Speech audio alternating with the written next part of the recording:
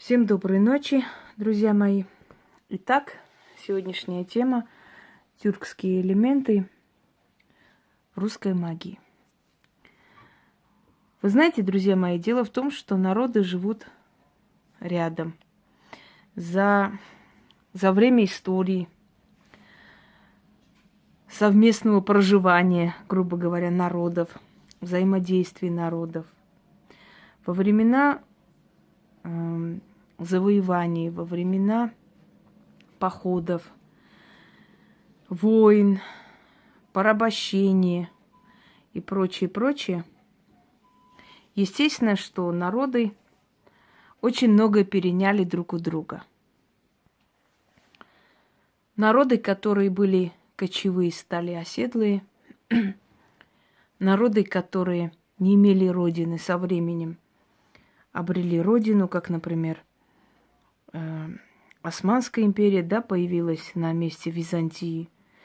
На месте Кавказской Албании Атерпатены появился Азербайджан. Кумыки, например, которые тюркоязычное население. Карачаевцы, которые пришли из Крыма вместе с Ордой. Собственно, переводится Карачай и переводится Черная река. И прочие. Осели народы на Кавказе. Вообще турки, они вышли из Алтая, осели на 6 веков под Китаем. Там образовался Уйгуристан. Вы, наверное, слышали про уйгуров, да? Это считается изначально первоначальная родина тюрков. Естественно, некоторое количество осталось в Алтае. Там формировался этнос. Потом они слились с этносом китайским. Одна часть осталась и образовала страну, республику Уйгуристан. Другая часть оторвалась, ушла в степи Туркестана. Дальше уже в степи Ирана. Там гонимые другими племенами, уже ираноязычными, иранскими племенами, они переходят ближе, подходят ближе к Византии, и во время правления султана Мехмеда Фатиха, завоевателя, они завоевывают Византию. Разные есть версии. Есть версии, что они завоевали с помощью взяток и прочее. Смогли убедить чиновников некоторых. Вообще уже Византийская империя была расшатана определенным образом. Потом очень много европейцев, им было выгодно падение Византии, и они открыли врата, они помогли, и Мехмед Завоеватель стал первым султаном из рода османов, который привел свой народ на Византию и там осел. Через некоторое время была завоевана Армянское царство Киликия, потом уже Западная Армения, некогда, да, Киликия, который сейчас почему-то называют Древняя Ликия, избегая слова армяне, к сожалению, хотя это киликийское государство крестоносцев, то есть, которое воевало с крестоносцами, извиняюсь. Там очень большое количество армянского населения были католики, были греки, жили там и испанцы, жили там итальянцы. То есть вот все эти остатки византийского государства, которые убежали туда. Через некоторое время Западная Армения вошла в состав Османской империи. В 15 году, желая освободиться, высвободиться от этого ига, была практически уничтожена все армянское население и так далее. То есть вот круговорот тюрков вокруг земного шара происходил таким образом. И в конце концов они уже в 20-21 веке утвердились на своих землях и до сих пор живут. Однако элементы тюркские, они проникли в разные этносы. Во-первых, начнем с того, что дворцовый этот весь этикет у тюрков взят в основном от персов, потому что персы древнее, и персы очень, скажем так, развитая цивилизованная нация, и очень много было перенято, вплоть до тех же тюрбанов, вплоть до я уже сказала, дворцового этикета, и как бы, когда разделяли персы, скажем, свои, да, дворцы на определенные части, женская часть называлась карем, харам, что вообще на Востоке слово харам или харем означает запрет, табу. Вот. Что означает табу, запрет, харам или грех? Это имеет одно значение, что нельзя, что запрещено, называется словом харам. То есть запрещено, нельзя, это табу.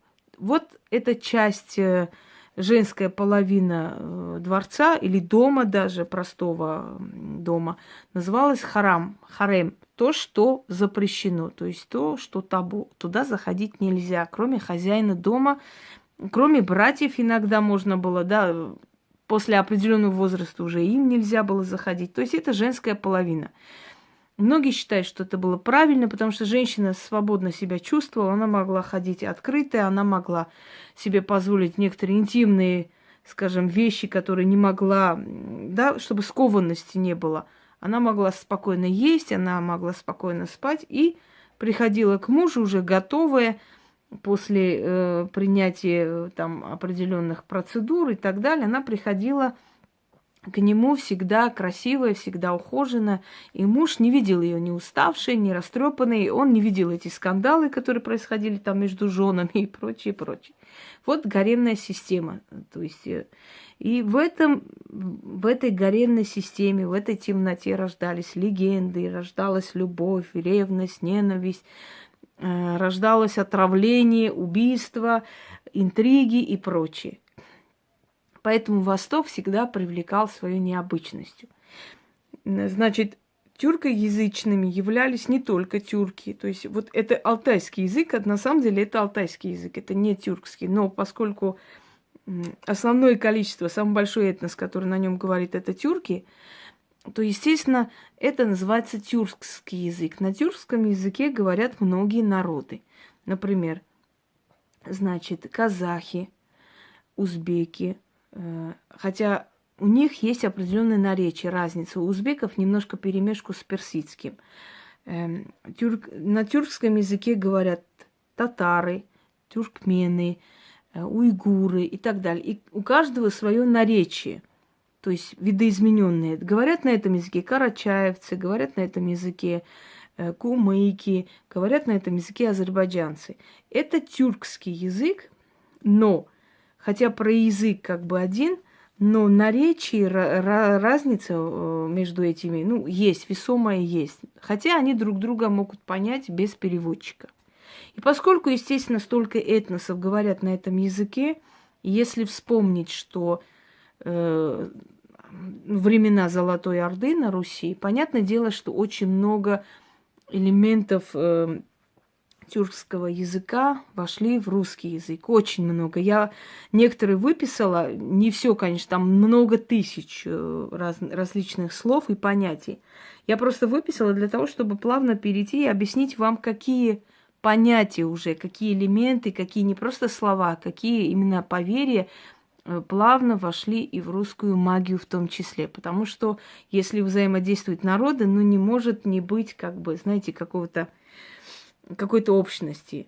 Тем более, что образовалось Крымское ханство рядом, тем более, что через некоторое время образовалось и как бы татарское, да, вот Казанское ханство.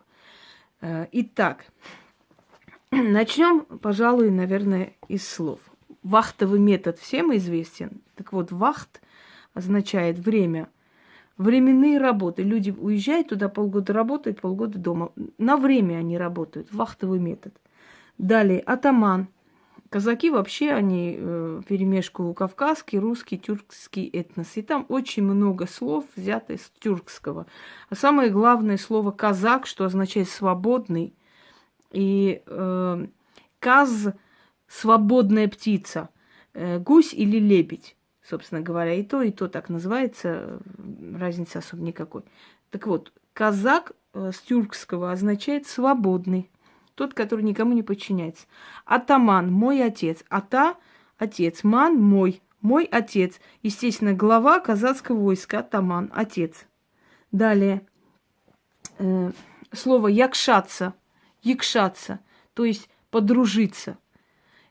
от слова тюркского якши, хорошо. Хорошо общаться, подружиться. Восточные иногда некоторые, значит, особенности языковые вы воспринимаете недословно, потому что на Востоке это может означать одно, а у нас немножко по-другому. Но в любом случае корень тюркский. Башка, голова, понятное дело. Деньга, тенге, имущество, богатство. Слово чурка. Вот чурками называли тех, которые боялись, прятались от ханского войска, то есть не шли воевать и прятались в печах. Были все чумазые, размазанные, грязные. Они прятались в зале для того, чтобы князья их не повели против ханов. А так получалось, что ханы, когда завоевывали города, заходили в дома, вытаскивали из печей их, и их назвали чурка, чумазые. Так что слово чурка вот оттуда происходит, дорогие друзья. А потом почему-то их начали этим словом называть всех темных, темноволосых, черных, чужих. А между тем чурки как раз трусливые были мужчины, которые не хотели воевать. Они прятались в зале, их вытаскивали и говорили: чурка, чумазые, черные. Вот происхождение оттуда же. Значит, богатырь, баатур или батырь, что означает сильный, силач. Далее, орда. Орда – толпа или союз. То есть это тоже древнетюркское слово. Ну, старотюркское. Тюрки не древний народ, собственно говоря. Они образовались 1000 лет назад всего лишь. Но в любом случае. Шатер. Это с персидского идет, переделанное по-тюркски, то есть взято оттуда. Что означает палатка, собственно говоря. Отсюда и слово чедра, шатра. Шатра, шатер. Лошадь, лошал, лошад, что означает, ну, конь, собственно, у кочевника. Барыш, что означает там взаимовыгодное мероприятие, да, я тебе то, а ты мне то. Барыш или барыши, что означает, ну, в общем, взаимовыгодное предприятие. До сих пор на Кавказе это слово используется как помириться, барышель. Бакшиш. Это слово использовалось еще в XVI веке, потом об этом забыли. Подарок. Казна, хазина, что означает имущество. Имущество, накопленное там государством, ханом и так далее. Слово казна тоже оттуда казначей, казна и так далее. Тамга или таможня, что именно с тюркского переводится как переход. Ямшик, идущий впереди, то есть тот, который руководит лошадьми. Туман означает закрытие или пропажа. Туманде. Слово туман оттуда точно так же. Ураган. Сильный ветер или страшный ветер. Ура, что означает бить. Тот, который бьет. Приходящий, бьющий, страшный ветер. Кафтан. Верхняя одежда. Фата. Головной убор. Голова. Вообще буквально означает над головой. Сарафан. Теплая вещь. Алмаз. Данный сверху. Караул. Тот, который стережет. Слово караул тоже из того времени. Времен Золотой Орды. Хозяин. Тоже тюркское слово, что означает ходжа, ходжаин. То есть богач. Человек, который богатый и может руководить, может держать рабов или слуг. Хозяин.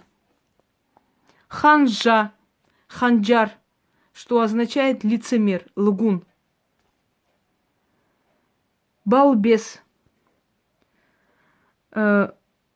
Бельмиса или бельмас, что означает неуч или глупец. До сих пор это слово бельмас на Кавказе, вообще кавказские тюрки, используют как маленький, неразумный, глупый бельмас. Маленький ребенок.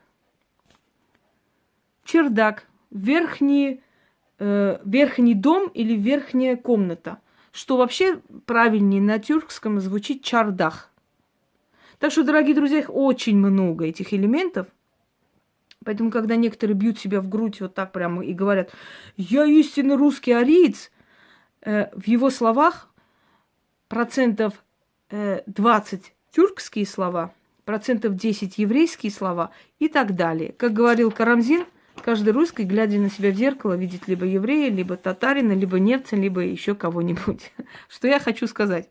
Что чем дальше туда, в лес, например, да, это так образно говоря, чем дальше по Волжье, там вообще дикая степь. Там вообще кипчатки, карабулаки, там, ну, кого там только не было. Скажем, там сарматы, скифы, печенеги и так далее, и так далее, и так далее. Потом хазарский каганат был, это еврейское царство, когда огромная община, взяв одного из потомков Давида, начали, значит, уходить из Израиля для того, чтобы найти себе пристанище и построить новое еврейское царство. Это еще со времен Вавилонского плена. И, проходя мимо, везде, нигде не найдя себе как бы убежище, остановились на Северном Кавказе. Отсюда и горные евреи. По-другому их еще называют, сейчас скажу вам, таты. Вот. И создали еврейское государство, которое называлось Хазарский каганат. Если помните, да, и Олег Вещий пошел мстить неразумным хазарам. Ну, хазарские князья все время вели, ну, такие завоевательские войны. Куда этот каганат исчез, неизвестно, но горские евреи остались. Они живут в Азербайджане, они живут в этих горских местностях, значит, Грузии. Они жили еще до войны и в Чечне, много было евреев именно вот горских. А потом постепенно начали уезжать, ну, некое количество осталось. Те же самые богатые, скажем, бакинцы, да, азербайджанцы, как их называют, на самом деле, если их корень копнуть, оказывается, что они горские евреи. Просто они, жившие там, тот же Гусман из того же, то есть клана, да, и тот же Тельман, как там его звали, не помню, но я помню, что его Мардам Палат недавно продавали. Он тоже горский еврей. То есть вот следы хазарского каганата, которые приводят вас вот туда, в историю. Пойдемте дальше. Теперь элементы, тюркские элементы, которые сохранились в русской магии, в славянской магии. Например, есть некий такой персонаж, Оля Якши, черт-рыцарь называется. Хороший, приносящий удачу черт, которого назвали рыцарем. Дело в том, что у тюркских народов есть такое поверье, что некий темный черный рыцарь приходил к человеку в самый тяжелый момент. То есть он был темной силой, но его называли якши, хороший. Хорошая темная сила. Не знаю, как там это взаимодействует, но так его называл народ, который приходил в тяжелую минуту. Вот этого персонажа Уля Якши, черт-рыцарь, то есть черт он, темная сила, но он Якши, он хороший, который приходил к человеку, и он приносил благополучие, он приносил помощь и так далее. И почему-то говорилось, что он лезет через трубу. Вот есть даже такой, скажем, такого типа заговор, как Уля Якши, черт-рыцарь, через трубу влезет в мой дом, принесет там золото, серебро, бриллиантов и так далее. Как-нибудь я подарю вам на этой основе заговор. Но это очень древний заговор, мало где вы это услышите и прочитаете. Потом, в заговорах слово «якшася». Кто якшается с темной силой там, и так далее. То есть кто с ними взаимодействует. Тоже тюркский элемент. Взаимодействия и взаимопомощи, как у купцов, например, восточных, якшались между собой, то есть братались. Понимаете? Далее. Богатырь черный. Батырь черный или богатырь черный. Вообще, если уж так дословно, называлось Карабатыр, что тоже говорилось о том, что есть некая сила, черный богатырь, черный силач, которого убили, значит, незаслуженно, и теперь он приходит и всех обиженных, всех незаслуженно униженных и обделенных, значит, за них мстит. Вот. Этот Карабатыр в переводе, то есть пришел как персонаж русских заговоров, как богатырь черный. Далее. Салтан. Как у султана или царя Салтана есть то-то это. Пушкин взял за основу своих сказок именно древнетюркские, скажем, вот эти вот заговоры.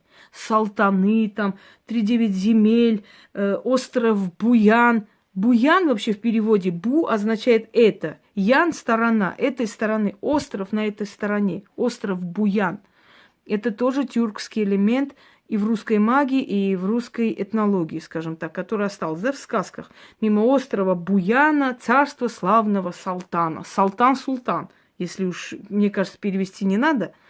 Эти элементы он взял и внедрил в сказку. Может, за это был наказан, поэтому так жестоко погиб в молодые годы. Может быть, допускаю, потому что нельзя было элементы из заговоров использовать для своих произведений, поскольку это такие заговоры темной стороны, знаете ли, не шутки. Вот, то есть салтаны, как у султана, царя, то-то это так будет у меня. Или мимо острова Буяна проплывали, там черная и белая вода. Как та черная вода плывет или уходит, или протекает мимо Буяна острова, так что протекали с тебя все мороки и так далее, и так далее. Тоже взятый элемент с тюркского языка. Пойдемте дальше. Черт турецкий, вам известный персонаж. Как у черта турецкого там все сундуки ломаются от злата, серебра, от всякого добра, так чтобы у меня было и так далее. Черт турецкий, что вообще-то как персонаж, знаете, как купец восточный. Но поскольку Истамбул являлся там центром торговли Востока и так далее, тех времен средневековых. Поэтому черт турецкий, то есть хитрец, хитрый торговец, но в то же самое время не простой человек, не физиологический, не человек, а некая сила, некий дух, черт. Сам черт турецкий, самый богатый. Вот так и я буду богат, понимаете? Потом камень Алатырь. Вот стоит там камень Алатырь, кто этот камень загрызет, али там в море скинет, тот мой заговор перебьет и так далее. Алатырь, Аллахтырь, данный Богом, переводится, опять же, тюркский элемент в русском заговоре. Пойдемте дальше. Гора каменная. Гора каменная вообще это это вообще взятый вот, скажем, элемент из Корана. И помните, если Магомед не идет к горе, то гора идет к Магомеду. Вот эта каменная гора, это взято из Корана гора Магомеда, гора каменная. То есть это нечто, такая вершина, высота, которая недостижима. Она используется как и в хорошем смысле, чтобы на гору каменную, то есть на вершину, так и в плохом смысле, как гора каменная, как мучение, место мучения. Далее. Дорога Басурманова. Есть такие заговоры, как на дорогу Басурманова вышел там туда-то сюда, то есть пропал, зарылся, ушел, не вернулся. Почему так называется? Вообще слово басурман это, скажем, искаженное слово мусульманин. Поскольку завоеватели были мусульмане, и они пришли и ушли, да, орда, она не осталась.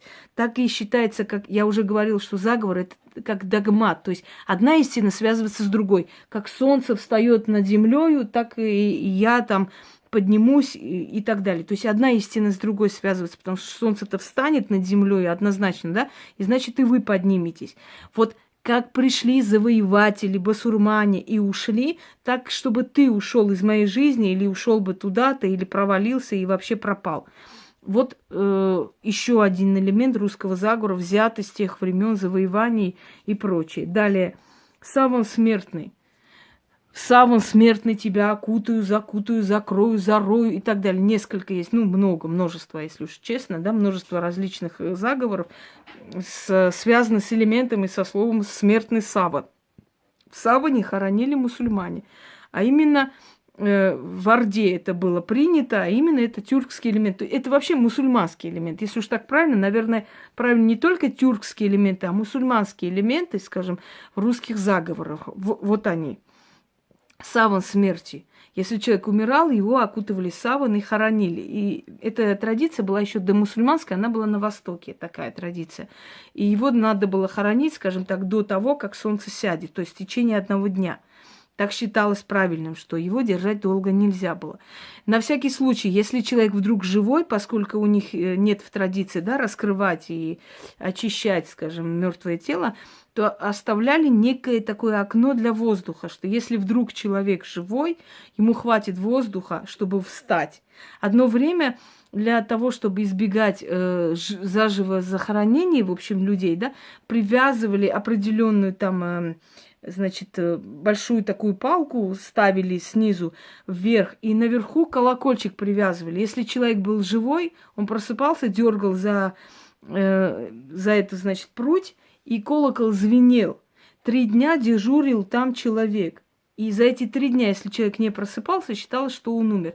Если звенел, то его освобождали. И история знает такие моменты, когда людей действительно реально освобождали. Сейчас есть разные методы все-таки определить. Да? Сейчас более такая развитая цивилизация, поэтому сейчас уже эта традиция отошла в прошлое. Далее. Дивы. Дивы, девы. Это вообще восточный элемент. Это даже не тюркский только, это восточный элемент. Это темная сила, девы. Девы. Слово «дева» используется и в армянской магии, вообще в армянской мифологии, этнологии и так далее.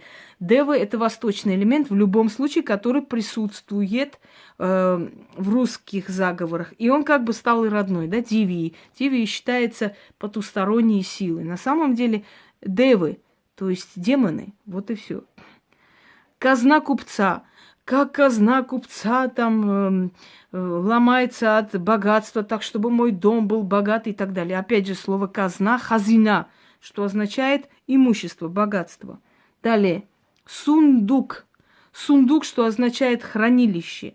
Опять же, идет больше это на татарское, древнетатарское слово, сундук.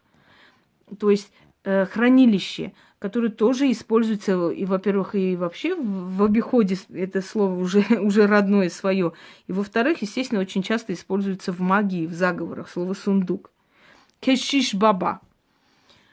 Есть такие несколько заговоров, как-нибудь я как бы раскрою, покажу.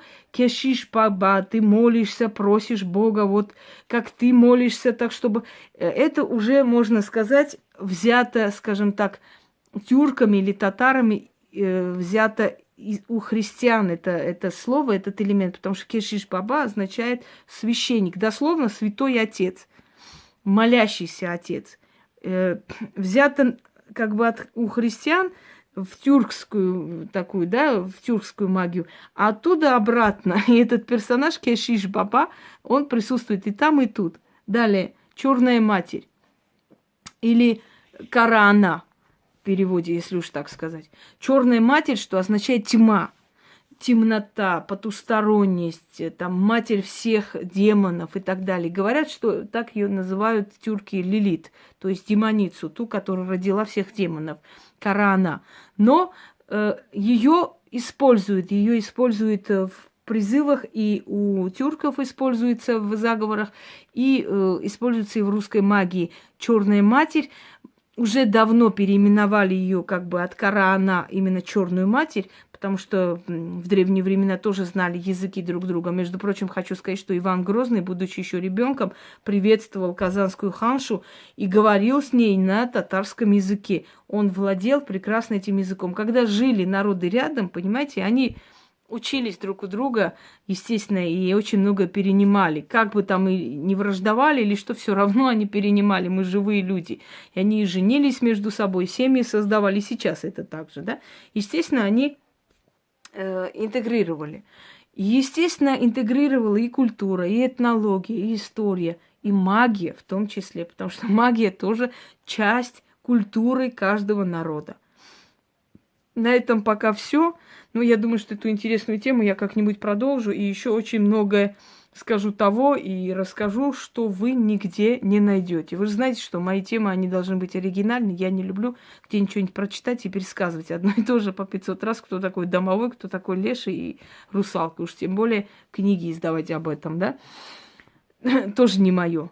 У меня должно быть все необычное, все то, что вы нигде больше не узнаете. Я рада, что делюсь с вами этими знаниями и с вами, и теми людьми, которые занимаются магией профессионально и прочее.